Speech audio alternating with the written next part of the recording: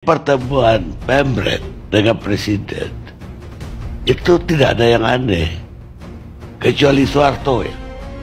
Semua Presiden melakukan dan rame-rame itu. Kemarin juga rame-rame, 40 orang nggak ada kan.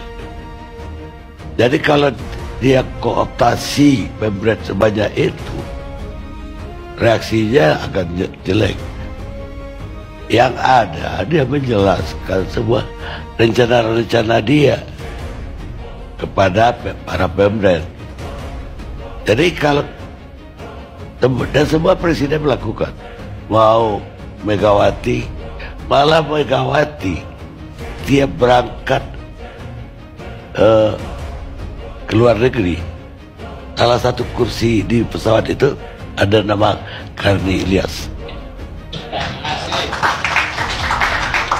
Apa saya terkooptasi oleh Megawati? Apa saya kurang kritis? Sama Jokowi berapa kali pertemuan Pemret?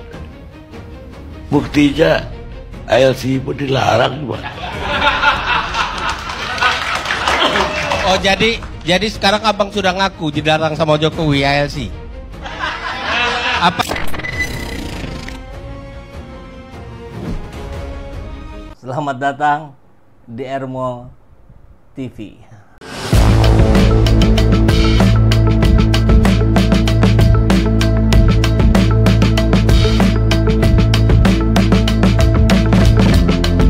Bersama saya, Saiful Zaman, kebaikan yang terorganisir akan selalu mengalahkan kejahatan.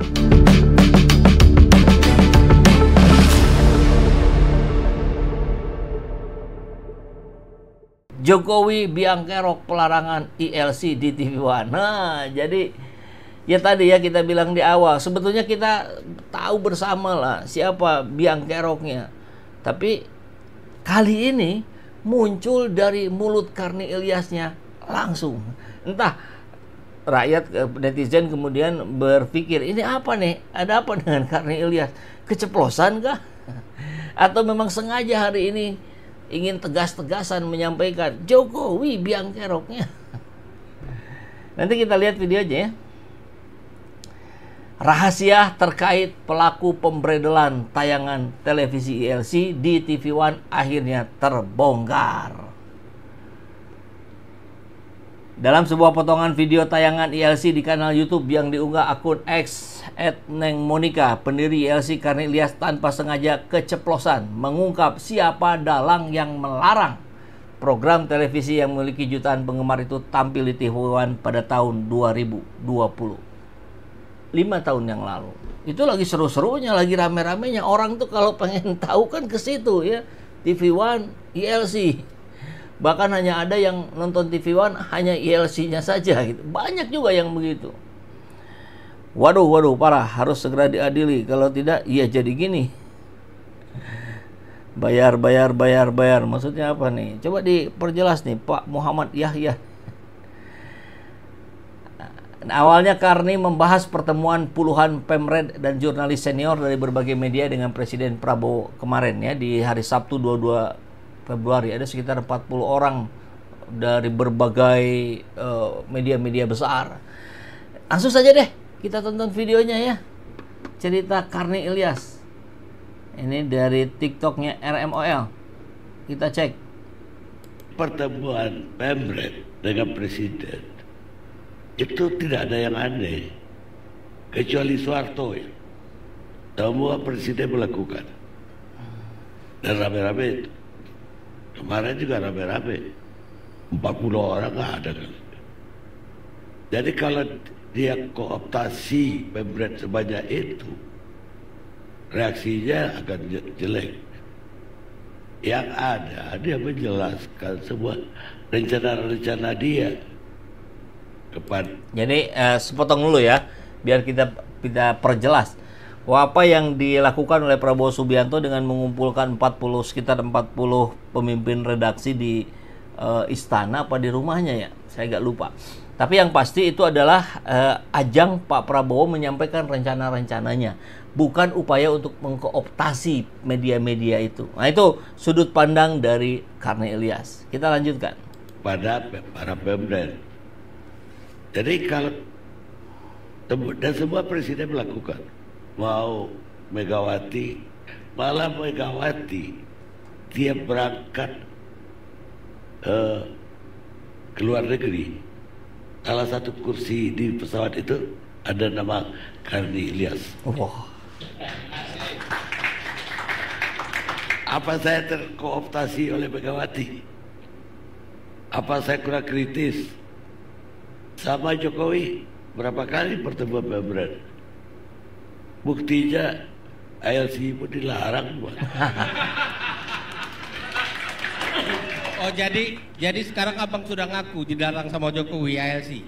Begini, kalau soal muncul lagi di TV, itu bukan wewenang saya, wewenang yang punya TV.